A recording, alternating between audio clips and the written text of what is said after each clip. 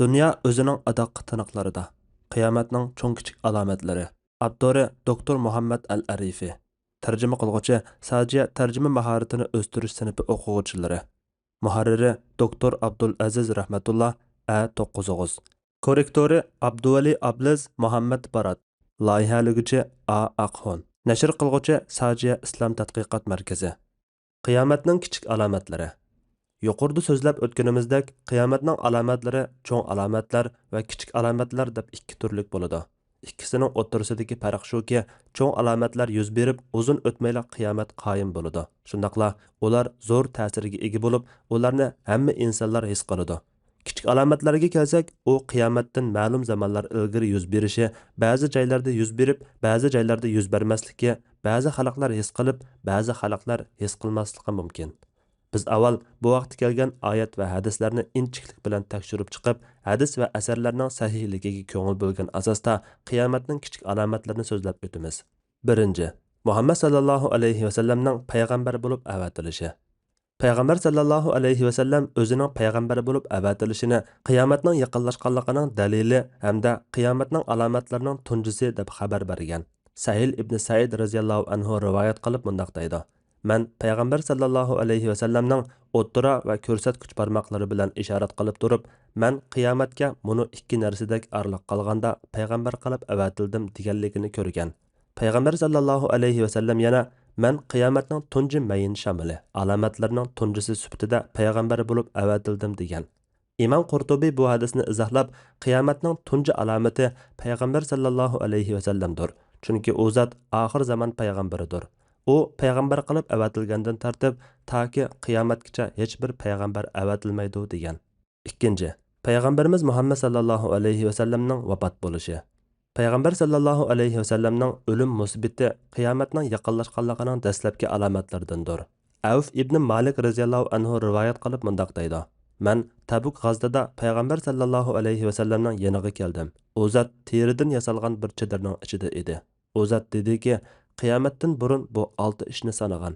Mening o'limim, Baytul Muqaddasning fath qilinishi, andin qo'y vabosidek bir vaboning sizlarni o'limga tutib berishi, andin bir kishiga 100 dinar berilsa-mu rozi bo'lmay, achchig'i keladigan darajada mol dunyoning ko'payib ketishi, andin arab o'ylarining birini qoldirmay hammasiga kiradigan fitnaning bo'lishi, andin sariq talliklar, ya'ni rumliqlar bilan aranglarda bo'ladigan tinchlik kelishimi tuzilib, keyin ular bu kelishimga xiyonat qilib, oldinlarga har bir sanjoqqa 12 ming askardan tarkib topgan 80 sanjoq askar bilan hujum qilib kelishi. Shübhisizki, payg'ambarimizning vafoti musulmonlarga yetgan eng cho'ng musibatlardan biri bo'lib, bu musibat bo'lganda sahobalarning ko'zlarida Madina qorong'u bo'lib ketgan edi. Payg'ambar sallallohu alayhi va sallamning vafoti bilan osmondan vahiy uzildi hamda u vaqtda tunji fitnalar yuz berib, ba'zi arablar islomdan yenib oldi. Uchinchi, oyning yerilishi. Haq Taala aytadi: "Qiyomat yaqinlashdi, oy yerildi. Quraysh kuffarlari biror mo'jizani ko'rsala imondan yuz o'rib, bu davomlashquchi sehrdir" deyishidi. Qamar surasi 1-2 oyatlar. Hafiz ibn Kasir bu oyatni tafsirlab mundaq degan: Ayning yerilishi haqiqatan payg'ambar sallallohu alayhi va sallamning zamonida yuz bergan bo'lib, mutawatir hadislar bilan isbotlangan hamda ayning yerilishining payg'ambar sallallohu alayhi va sallam zamonida yuz berganligi, shundaqla uning yorqin mo'jizalarining biri ekanligi olimlar orasida birlik kelingan masaladir. Anas radhiyallohu anhu mundaq degan: Makka ahli payg'ambar sallallohu alayhi va sallamdan o'zlariga biror mo'jiza ko'rsatishni talab qilganda, payg'ambar sallallohu alayhi va sallam ularga oyning yerilish mo'jizasini ko'rsatgan edi. Abdullah ibn Mas'ud radhiyallohu anhu rivoyat qilib mundaq degan: Biz payg'ambar sallallohu alayhi va sallam bilan Minoda tursak, tuyuqsiz oy ikki parcha bo'lib yerildi. Bir parchasi tog'ning orqa tarafida, yana bir parchasi tog'ning oldi tarafida bo'ldi. Shuning bilan payg'ambar sallallohu alayhi va sallam bizga buningga guvoh bo'linglar dedi. Ibn Abbas radhiyallohu anhuma rivoyat qilib mundaq degan: Mushriklar payg'ambar sallallohu alayhi va sallamning yoniga yig'ilib, agar rost payg'ambar bo'lsang, bizga ayni ikki parcha qilib bergin. Bir parchasi Abu Qubays tag'i ustida, yana bir parchasi Qu'ayqan tag'i ustida bo'lsin dedi. Ay to'lgan kecha bo'lib edi, payg'ambar sallallohu alayhi va sallam Parvardigordan ular talab qilgan mo'jizani vujudga chiqarib berishni tiladi. Shu kechasi ay ikki parcha bo'lib, bir parchasi Abu Qubays tag'ining ustida, yana bir parchasi Qu'ayqan tag'ining ustida bo'ldi. Payg'ambar sallallohu alayhi va sallam buningga guvoh bo'linglar degan edi. 4. Sahoba kiramlarning dunyodan ketishi.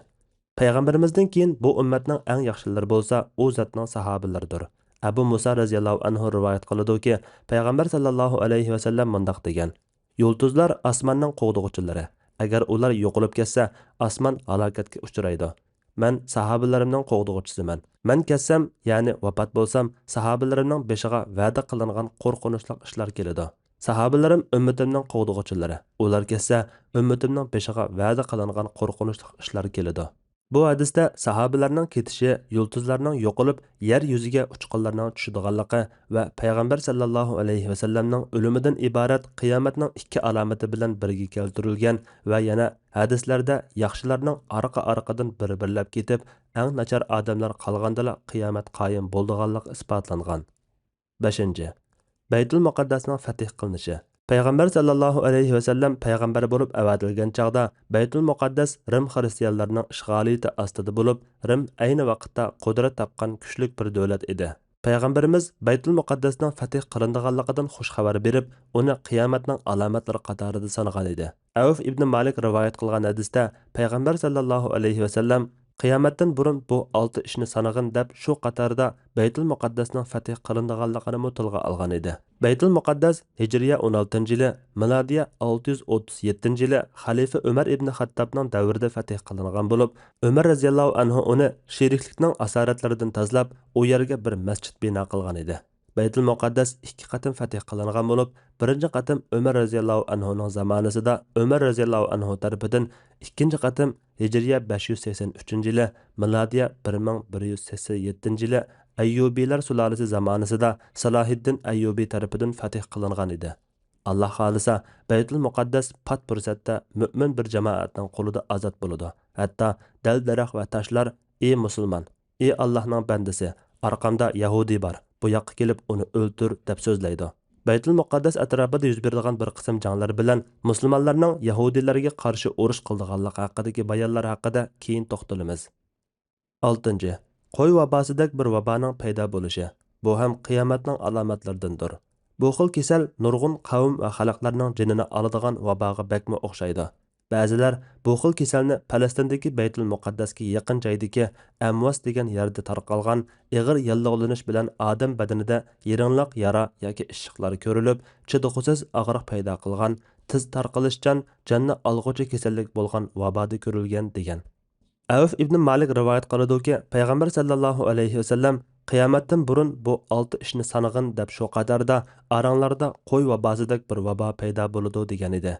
Hijriya 16-yili Baytul Muqaddas fath qilingandan keyin Hijriya 18-yili Umar radhiyallohu anhuning zamonida Sham zaminida musulmonlar orasida vabo kasali tarqalgan bo'lib, shu chaqda 25 mingga yaqin musulmon xalq vafot bo'lgan edi. Shu vabo sabablik Muaz ibn Jabal, Abu Ubayda, Shurahibil ibn Hasana, Fazil ibn Abbaslardek katta sahobalar vafot bo'lgan edi. Alloh ularning hammasidan rozi bo'lg'ay. Qo'y vabosi chorvalarda paydo bo'ladigan, ularning burnidan bir narsa iqib, shu sabablik ushtumtut o'lib qoladigan bir xil kasallikdir. Vabo badanda iqib turadigan jarohat paydo qilgandan keyin bemor shu jarohat sababidan vafot bo'lganligi uchun payg'ambar sallallohu alayhi va sallam o'zi tilga olgan vaboni qo'y vabosiga o'xshatgan. 7. Turli fitnalarning ko'p yuz berishi. Bu mushu zamonda ko'rilishga boshlagan qiyomatning alomatlaridan bo'lib, hozir kishilarni turli fitnalar o'rab turmoqda. Masalan, 1. Televiziya kanallari, gazet, jurnal va torbatlarda chiqayotgan narsalar orqali hamda kishilar telefonda ko'chirishib yurayotgan harom surat, videolar orqali haromga qarash fitnasi. Kimki bu fitnalarni Allohdan qo'rqib, Allohdan ayminib tark etadigan va yiroq turadigan, Alloh uninga shundoq bir iymonni ato qiladiki, qalbida shu iymonning halovatini his qila oladi. 2. Jazona va paradan kelgan mollar, aroq, harom qilingan kiyimlar va uningdan boshqa harom tovarlarni sotishdek harom mol fitnasi. Chunki harom yeguchining duosini Alloh qabul qilmaydi. Alloh undaq qilgan kishiga azob va'da qilgan. 3. Ayollarning harom kiyim-kechaklarni kiyish fitnasi. 4. Kishilarning fitnalarga ko'p tushib qolishi, hatto ularning orasidagi pok taqvodor odamlarning g'arib bo'lib qolishi. Fitna, sinoq va imtihon deganlik bo'lib, shariatda yomon ko'riladigan har qanday ishga ishlatildi. Payg'ambar sallallohu alayhi vasallam musulmonlarga haq aniq bo'lmay qolib, haq nohaqni ayriy olmay qoladigan har qachon biror fitna yuz bersa, mo'min kishi bu mening halokatim, amdi tugashdim deb ketadigan, andin uning o'rniga yana bir fitna oshkora bo'ladigan darajadagi cho'ng fitnalardan xabar bergan. Abu Hurayra radhiyallohu anhu rivoyat qiladi-ki, payg'ambar sallallohu alayhi vasallam bundoq degan: Yaxshi amallarni qilishga aldiranglar. Qarong'u kechining parchalariga o'xshash fitna fasodlar maydoniga keladi. Bir kishi mo'min holatida tong atqizib, kofir holatida kech qiladi. Mo'min holatida kech qilib, kofir holatida tong atqizadi. O'zining dinini dunyoning ozg'ini narsasiga setib etadi. Muslim 118-hadis. Bu hadisda tuvandagidek mazmunlar bayon qilingan.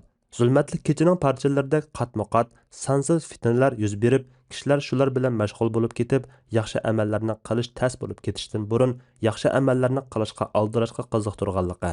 Payg'ambarimizning shu fitnalarning kulpatlaridan birini sifatlab, kishining mo'min holda kech qilib, kofir holda tong atqizdiganligi yoki aksicha mo'min holda tong atqizib, kofir holda kech qildiganligi bu fitnalarning nihoyat cho'ng bo'ldiganligidan bo'lib, inson bir kun ichida mushundoq necha xil o'zgarib turdiganligi. 8. Sun'iy hamroh kanallarining maydonga kelishi. Bugungi kunda osmonda xizmat qilayotgan sun'iy hamroh kanallari 13 mingdan kam emas bo'lib, ularga fitna va balolar mujassamlangan. Biz ilgari o'qib o'tgan yaxshi amallarni qilishga aldiranglar, qarong'u kechining parchalariga o'xshash fitna fasodlar maydoniga keladi degan hadisda bu xil fitnalarga umumyuzlik ishorat qilingan. Shuningdek, sun'iy hamroh kanallarining shu xildagi fitna fasodlari va yomonliklarni ko'rsatib beradigan asarlarmi maydonga kelgan bo'lib, Ibn Abi Shayba hadis va asarlar to'plamida sahih sanad bilan Huzayfa ibn Yaman radhiyallohu anhumaning pat arada sizlarga osmondan yomonliklar tushidi. Hatto u yomonliklar cho'l bayovonlariga yetib boradi deganligini rivoyat qilgan. Arablar osmon degan so'zni insonning ustidagi hamma narsalar uchun qo'llanadi. Lisanul Arab degan qomusda osmon ustida soya tashlagan har qanday narsadir deb izohlangan. Bugungi kundagi televizorlar sun'iy hamrohlar tarqatgan fitna fasodlar va sharmandachiliklarni qabul qilib tarqatyotadi. Hatto cho'l bayovonlaridagi chidirlarmi bu fitnalardan xoli bo'lolmayotadi. 9. Siffin urushining yuz berishi. Qiyomatning alomatlarining yana biri bo'lsa, payg'ambar sallallohu alayhi vasallam xabar bergan musulmonlar bilan kofirlarning yoki musulmonlar bilan musulmonlarning orasida bo'ladigan urushlarning yuz berishidir. Bu urushlarning biri Siffin urushi bo'lib, bu urush Hijriya 36-yili xalifa Osman radhiyallohu anhu o'ldirilgandan keyin Ali radhiyallohu anhu bilan Muaviya radhiyallohu anhu o'rtasida yuz bergan. Bu urushning yuz berishimi ham qiyomatning alomatlaridandir. Abu Hurayra radhiyallohu anhu rivoyat qiladi-ki, payg'ambar sallallohu alayhi vasallam ikki cho'ng musulmon qo'shin bir-biriga qarshi urush qilmoqcha qiyomat qoyim bo'lmaydi. Garchi ularning da'volari bir bo'lsa-mu, oralarida cho'ng urush bo'ladi degan. Shuningga diqqat qilish kerakki, biz bu yerda ahli sunna va jamoaning sahobalar orasidagi fitnaga bo'lgan pozitsiyasini qisqacha bayon qilib o'tamiz. Sahoba radhiyallohu anhularmi inson, payg'ambar emas. Shunga ulardan boshqa insonlarga o'xshash ijtihodlar, xatoliklar, da'talashlar, hatto urushlarmi yuz berib qilishi mumkin. Ahli sunna va jamoaning hammasi shunga birlikka kelganki, sahobalar bo'lsa kishilarning eng yaxshilari, eng solihlari va Rasulullohning to'g'ri yo'liga eng yaqin bo'lganlaridir. Shundaqla ular orasida yuz bergan da'talashlar haqida to'xtalmaslik, sababini ichkirlab tekshirib surishtirmaslik, avam fuqarolar orasida tarqatmaslik lozim. Chunki bu vaqtda to'xtalish fitna qo'zg'ab, ko'ngillarga bo'lmag'ur gumonlarni salib, yomon ta'sir paydo qiladi. Sajiya Islom tadqiqot markazi